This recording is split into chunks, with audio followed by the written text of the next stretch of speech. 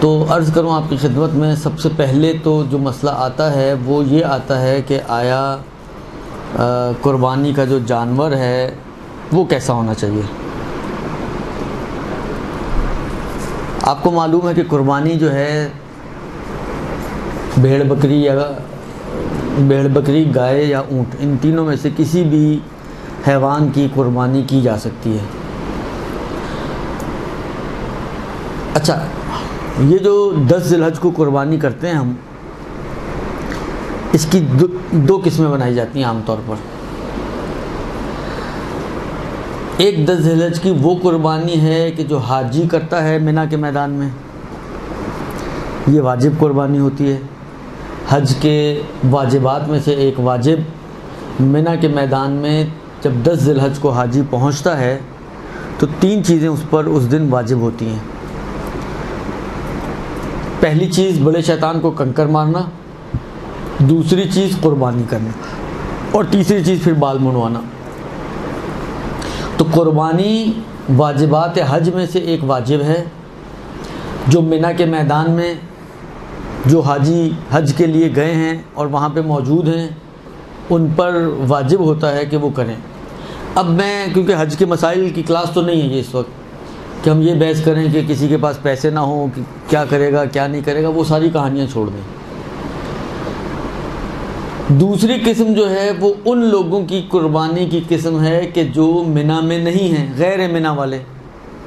ہم لوگ کہاں بیٹھے ہوئے ہیں؟ کراچی میں بیٹھے ہوئے ہیں۔ کراچی میں تو کوئی منا نہیں ہے، درست؟ یا جو اور دوسرے، یعنی منا کے علاوہ اور کسی بھی خطے میں جو انسان موجود ہے، مشرقی دنیا میں، مغربی دنیا میں اور دنیا کے دوسرے کونوں میں، وہ سب غیر منا والے افراد ہیں، غیر منا والے افراد ہیں۔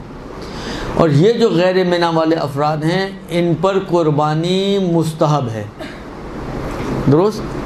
یہ جو قربانی کرتے ہیں یہ مستحب قربانی ہے۔ حج کی جب قربانی کی بات آتی ہے تو وہاں پر اس قربانی کے جانور کی کچھ شرائط ہیں۔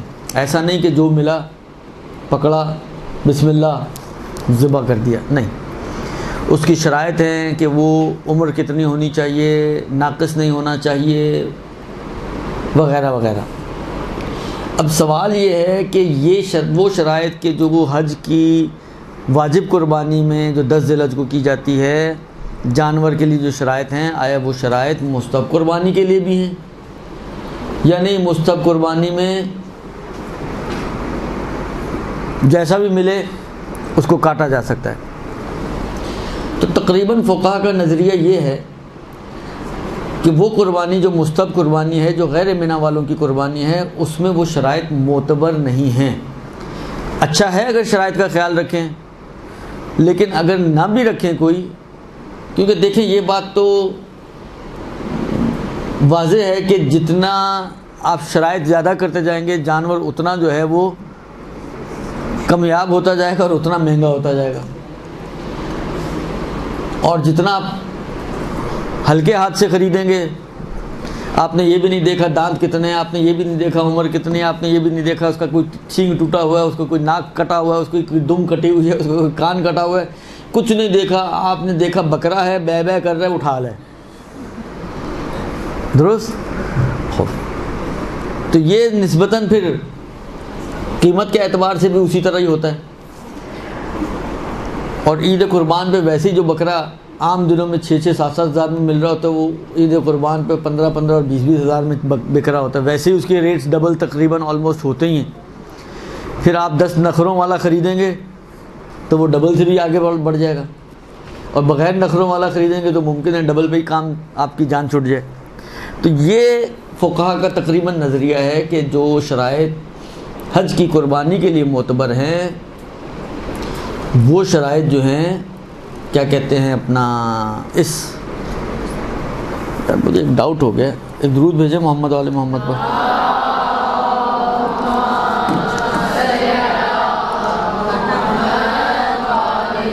اچھا، یہ جو میں مسئلہ آپ کی خدمت میں عرض کر رہا ہوں، یہ تقریباً آغا خوئی، آغا خمینی اور بعض دیگر مراجعین کا تو یہ مسئلہ ہے کہ کسی قسم کا کوئی بھی، یعنی اگر فرض کریں اگر حج میں ہم کہتے ہیں کہ جی عمر اس کی جو 2 دانت کا مثلا بکرا ہونا چاہیے، تو یہاں پر اگر 1 دانت والا بھی ہے تو چل جائے گا۔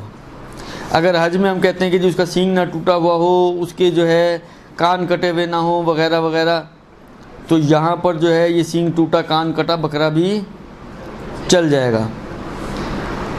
تو یہ تقریباً کیا کہتے ہیں فقہا کا نظریہ ہے کہ یہ تو صورتحال ہے کہ چل جائے گی یہاں پر۔ لیکن مجھے جو ڈاؤٹ ہوا ہے وہ یہ ہوا ہے کہ آغا سیستانی جو ہیں، مجھے ایک دم میرے کو کلک کر رہا ہے کہ وہ جو ہیں کچھ ایج کے اعتبار سے کچھ شرائط کو مانتے ہیں شاید۔ یہ ابھی میرے ذہن میں گڑبڑ ہوئی ہے، ورنہ میں پہلے دیکھ کر آتا آپ کے لیے کہ اس کی شرائط جو ہیں ایج وائز جو ہیں۔ بھلے آغا سیستانی جو ہے احتیاط واجب لگاتے ہیں، بھلے ان کے لیے ایج کی تھوڑی ریسٹرکشن لگائی ہے کہ گائے اور بکری جو ہے، یعنی باقی شرائط تو معتبر نہیں ہے، سینگ ٹوٹا ہوا ہو چل جائے گا، دم کٹی ہوئی ہو چل جائے گا، کان کٹا ہوا ہو چل جائے گا، آنکھ پھٹی ہوئی ہو چل جائے گا، درست۔ لیکن ایج وائز آغا سیستانی کہتے ہیں کہ احتیاط واجب یہ ہے کہ گائے اور بکرا جو ہے وہ 2 سال کا ہونا چاہیے اور دمبا جو ہے وہ 7 ماہ کا ہونا چاہیے، یعنی 7 ماہ سے کم دمبا اور 2 سال سے چھوٹی گائے یا بکری یا بکرا وہ احتیاط واجب کی بنا پر صحیح نہیں ہے۔ اب احتیاط واجب ہے، آپ کو معلوم ہے احتیاط واجب میں بہرحال رجوع کی گنجائش تو ہوتی ہے، تو اس مسئلے میں اگر آغا وحید خراسانی کی طرف رجوع کر لیا جائے تو وہ عمر کی ان شرائط کو مستحب قربانی میں معتبر نہیں مانتے۔ تو نتیجہ کیا نکلے گا؟ نتیجہ یہ نکلے گا کہ رجوع کرنے کے بعد سب فقہا کا پھر ایک ہی جیسا ہو گیا، آغا خوئی کا، آغا خمینی کا، آغا سیستانی کا اور آغا وحید کا، ان ساروں کا نظریہ ایک ہی بن گیا کہ بس یہ ہو کہ کہلائے کہ جی یہ بکرا ہے۔ اب کسی مرغے کا نام بکرا مت رکھ دیجیے گا، کہیں اس کا تو نام، یہ تو اس سے پوچھیں گے بھی تو کہے گا میں بکرا ہوں۔ تو بکرا واقعاً بکرا کہلائے، بس اتنا ہو کہ بکرا کہلائے تو وہ کافی ہو جائے گا۔ ایج وائز فرض کریں انہوں نے کہا جی بکرے میں 2 سال ہونے چاہیے، فرض کریں وہ 1.5 سال کا ہے تو بھی چل جائے گا۔ اگر انہوں نے کہا جی دمبے میں 7 ماہ کا ہونا چاہیے، وہ فرض کریں 6 ماہ کا ہے، رجوع کرنے کے بعد آغا سیستانی کے مطابق بھی چل جائے گا۔ گائے میں بھی انہوں نے کہا جی 2 سال کی ہونی چاہیے، اونٹ میں کہتے ہیں جی 5 سال کا ہونا چاہیے احتیاط کی بنا پر، حالانکہ وہ فرض کریں کوئی 4 سال کا اونٹ مل رہا ہے آپ کو، چل جائے گا۔ تو رجوع کرنے کے بعد یہ مشکل یہاں پر بھی حل ہو جائے گی۔ اس کے علاوہ باقی جو شرائط ہیں اس میں سے کوئی بھی شرط معتبر نہیں ہے۔ یہ تو ہو گیا ایج وائز قربانی کا مسئلہ۔ دوسرا جو سوال ہے وہ یہ ہے کہ قربانی کا وقت کیا ہے اور کتنے دن تک قربانی کی جا سکتی ہے۔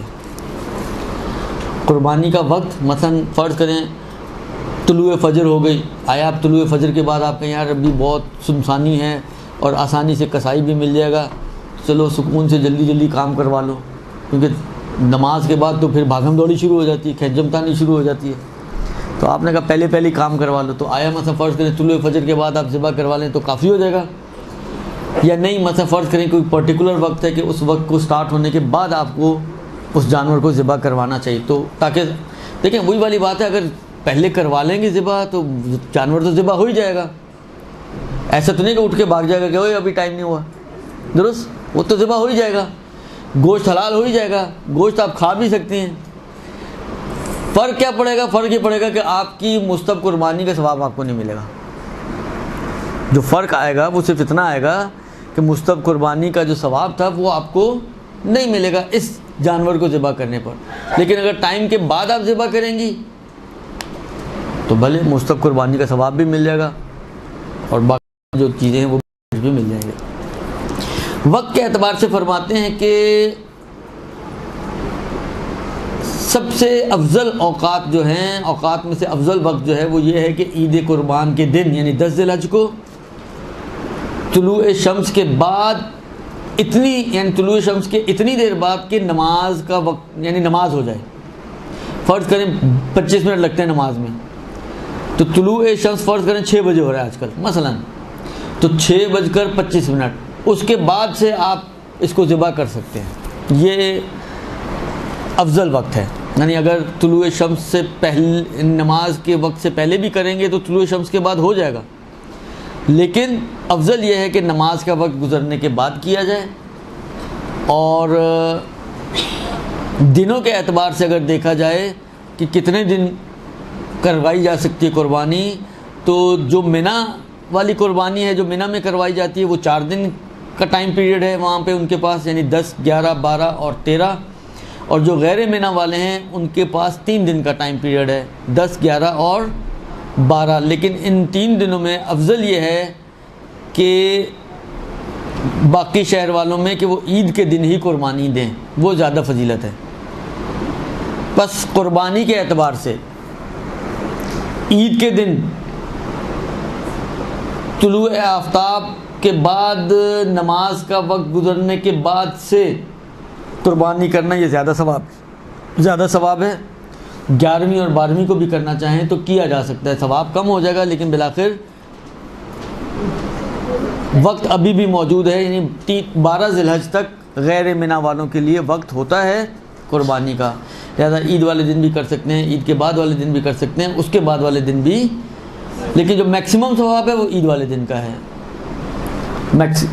پھر اب یہ ہو سکتا ہے کہ بعض اوقات ہوتا ہے کوئی مجبوری ایسی ہوگی جس میں عید والے دن آپ کی نہیں ہو سکی قربانی، تو ٹھیک ہے پھر آپ دوسرے اور چیزیں، ورنہ اگر پاسبلٹیز ہوں یعنی جان بوجھ کے ڈیلے نہ کریں تو یہ بہتر ہے زیادہ، تاکہ آپ کو تو بھائی کام کر رہے ہیں انسان تو کیوں نہ ایسے انداز سے کرے کہ اس کو اس کا میکسیمم ثواب مل جائے. بھائی کام کرنا ہی ہے، بھائی نماز تو پڑھنی ہوتی ہے نا، جب پڑھنی ہے نماز آخر وقت میں بھی پڑھنی ہے، اول وقت میں بھی پڑھنی ہے. آخر وقت میں آپ کو فرض کریں اس نماز کے اوپر 10 نیکیاں ملنی ہیں اور اول وقت میں 100 نیکیاں ملنی ہیں، تو کیا ہی بہتر انسان جب یا تو یہ کہ جی نہیں اول وقت پڑھ لی تو پڑھ لی، نہیں ہے اس کے بعد نہیں پڑھنی ہے، پڑھنی تو ہے ہی ہے تو اول وقت پڑھ لے، اس سے بہتر اور کیا ہو سکتا ہے. تو یہی صورتحال یہاں پہ بھی ہے.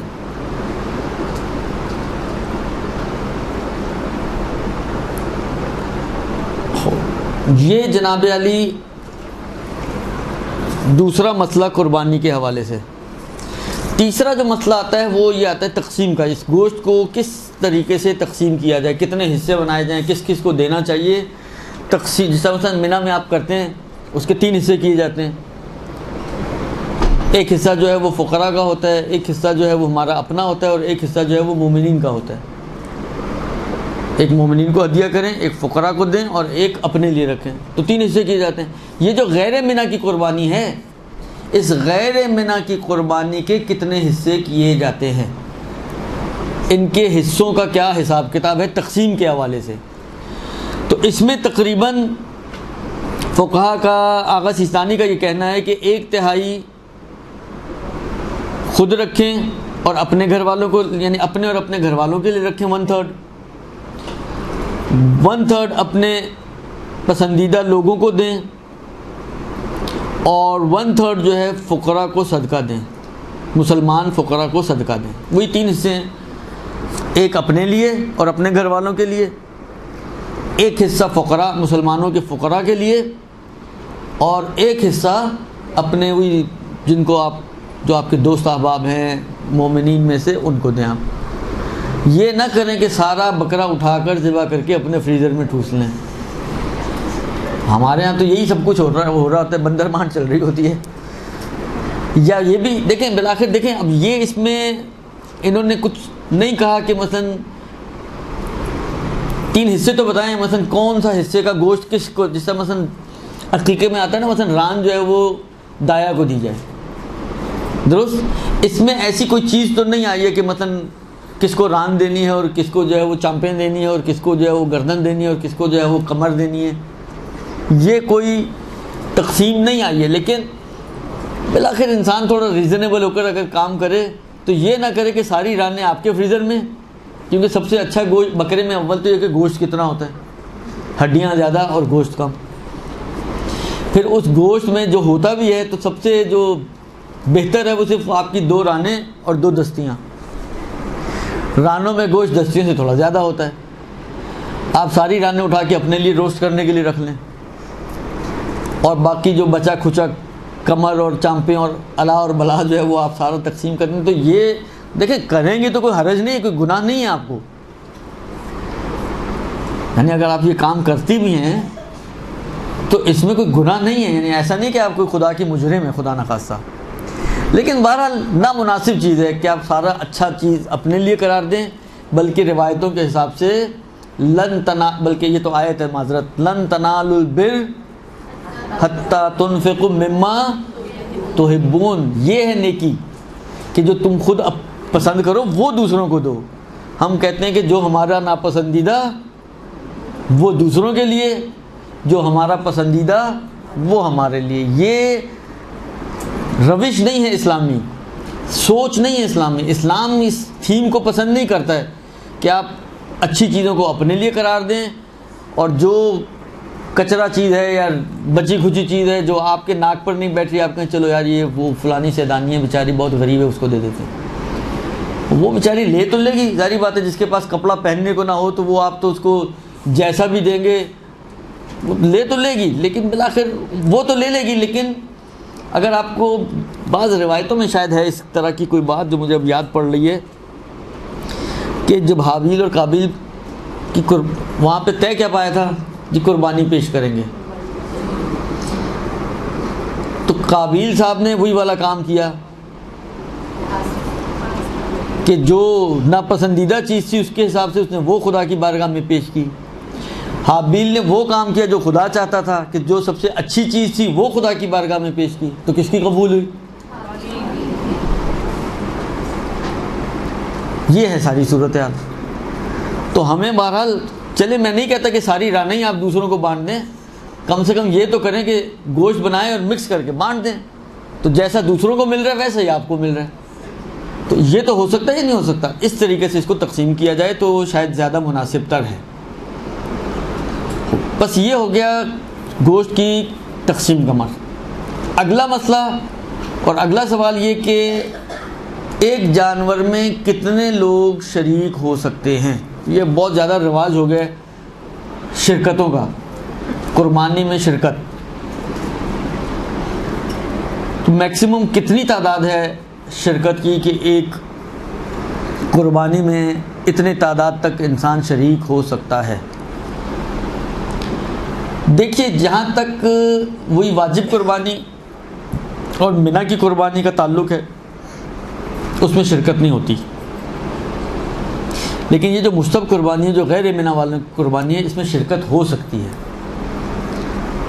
بس یہ تو صحیح ہے کہ شرکت ہوتی ہے۔ اب سوال یہ ہے کہ مثلا بکرا ایک تو کتنے حصے ہو سکتے ہیں، یعنی کتنے شریک اس میں ہو سکتے ہیں؟ یا گائے ہے تو گائے میں کتنے شریک ہو سکتے ہیں؟ یا اونٹ ہے تو اونٹ میں کتنے شریک ہو سکتے ہیں؟ تعداد کیا ہونی چاہیے؟ شریعت نے اس شرکت کی کوئی تعداد معین نہیں کی۔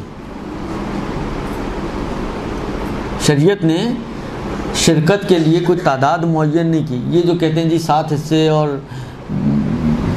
15 حصے اور یہ صرف یا تو ہو سکتا ہے کہیں، مجھے نہیں معلوم، لیکن یہ ایک امکان ہے کہ ہو سکتا ہے اہل سنت کے اندر اس قسم کی کوئی چیزیں ہوں تو وہاں سے وہ ذہنوں میں بیٹھ گئی ہوں، ورنہ ہمارے ہیں اس قسم کی کوئی چیز میں نے تو کم سے کم نہیں دیکھی، اور نہ ہی فقہا کے کلمات میں ایسی کوئی چیز دیکھی ہے کہ شرکت کے لیے کوئی تعداد معین کی گئی ہو۔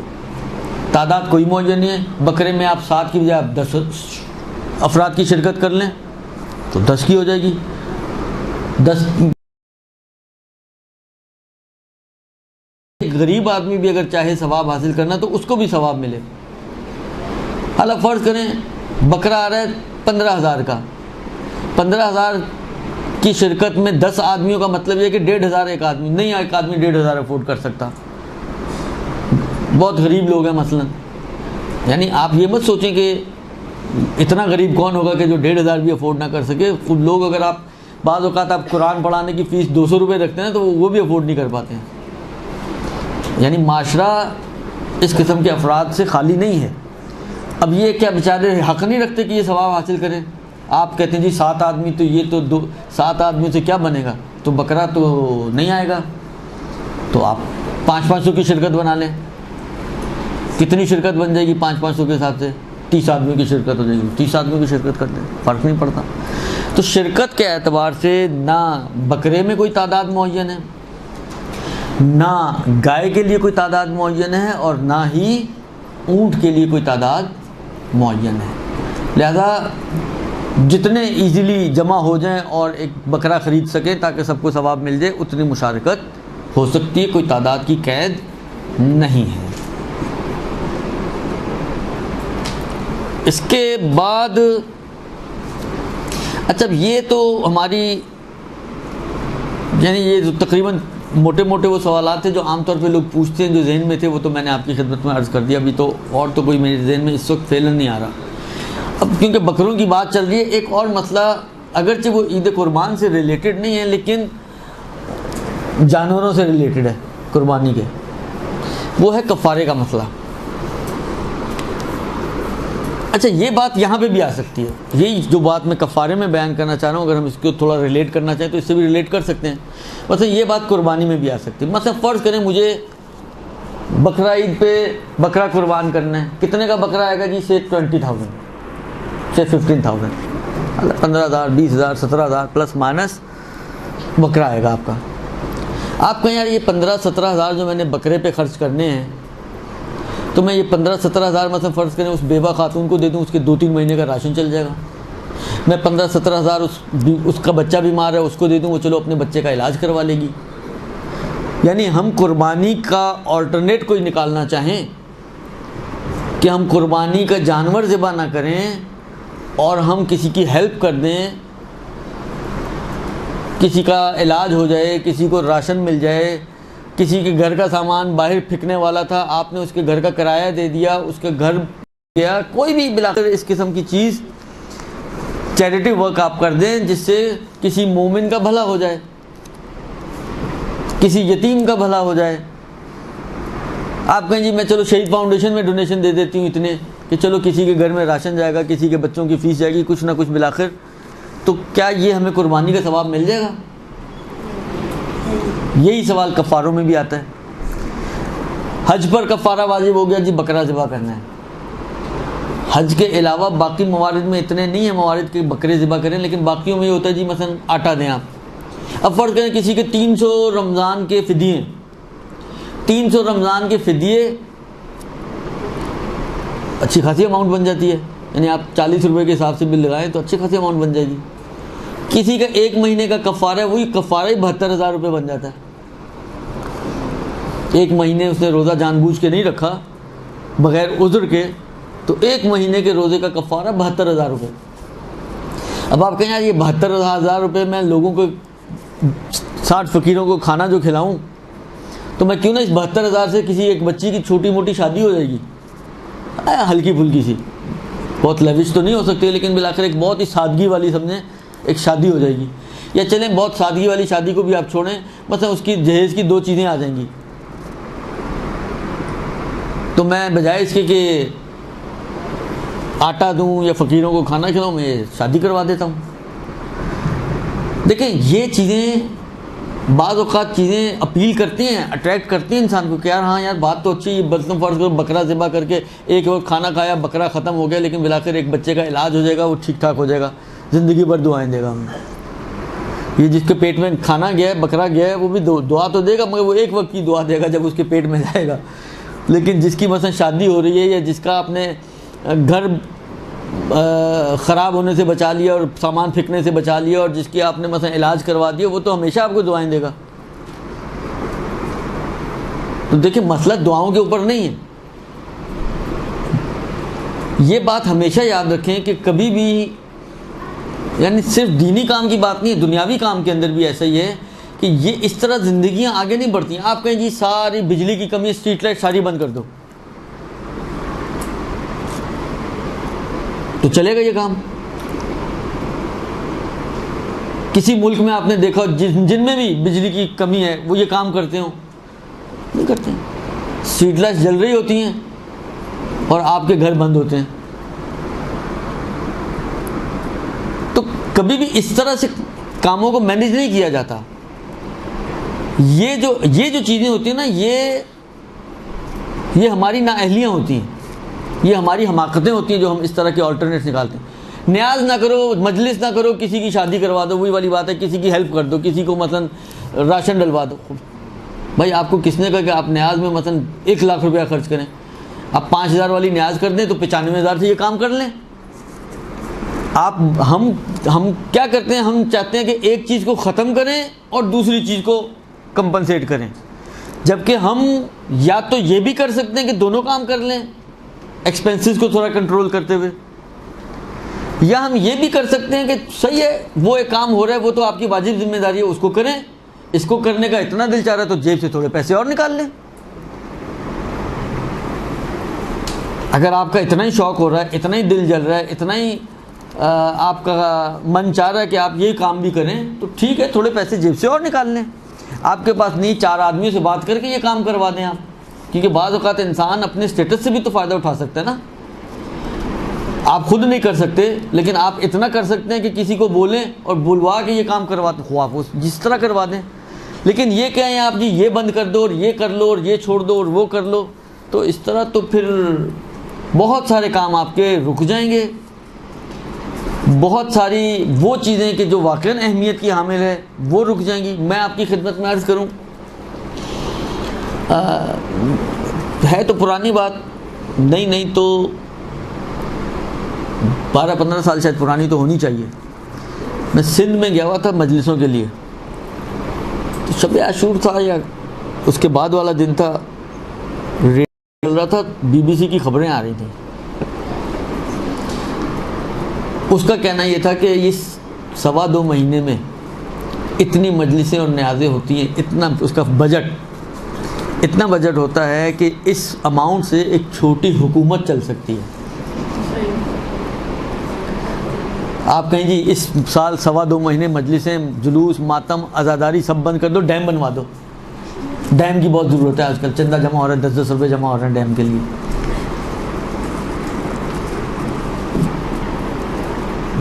اگر ڈیم ضروری ہے تو یہ مجلسیں، یہ عزاداریاں، یہ اس سے زیادہ ضروری ہیں۔ یہ نہیں ہو سکتا کہ آپ کہیں گے جی اس کو بند کر دو اور اس کو کر دو، اس کو بند کر دو۔ آپ یہ چھوٹی حکومت چل جانے کا مطلب کیا ہے؟ چھوٹی اماؤنٹ تو نہیں ہوگی نا۔ ایک حکومت چلنے کا مطلب چاہے چھوٹی ہی صحیح، چھوٹی سی ریاست، خالی سندھ کا کتنا بجٹ ہوتا ہوگا؟ یہ تو ایک صوبہ ہے صرف۔ آپ جب ایک حکومت کی بات کرتے ہیں تو وہ صرف اس حکومت کے ایک صوبے کا نام نہیں ہوتا ہے۔ خلاصہ یہ کہ یہ چیزیں نامعقول چیزیں ہیں کہ ہم کہیں کہ یہ بند کر دو تو وہ کر لو اور وہ بند کر دو۔ اگر اس طرح ہونے لگے نا تو بہت سی کام کی چیزیں جو آپ کو کرنی چاہیے وہ بھی بند ہو جائیں گی۔ حج پہ اتنا خرچہ کرتے ہیں ہم لوگ، 60,000 حاجی مثلا فرض کریں پاکستان سے جا رہے ہیں، آپ 60,000 حاجی کا منیمم لیول پہ بھی لیں، 3 لاکھ والا حج، ورنہ ایسے حاجی بھی ہیں۔ آج ہی میری کسی سے بات ہوئی تھی کہ خمس کی وہ کیلکولیشن ہوئی، میں نے کہا کتنے پیسے دیے آپ نے حج کے لیے؟ 2 آدمی جا رہے ہیں، انہوں نے دیے 24 لاکھ روپے ٹکٹ کے بغیر، 4.5 لاکھ کی ٹکٹ الگ، کتنے ہو گئے؟ 28.5 لاکھ روپے۔ وہی والا حج ہے جو ہم بھی کرتے ہیں، حج بیت اللہ۔ میں ایک بات کر رہا ہوں،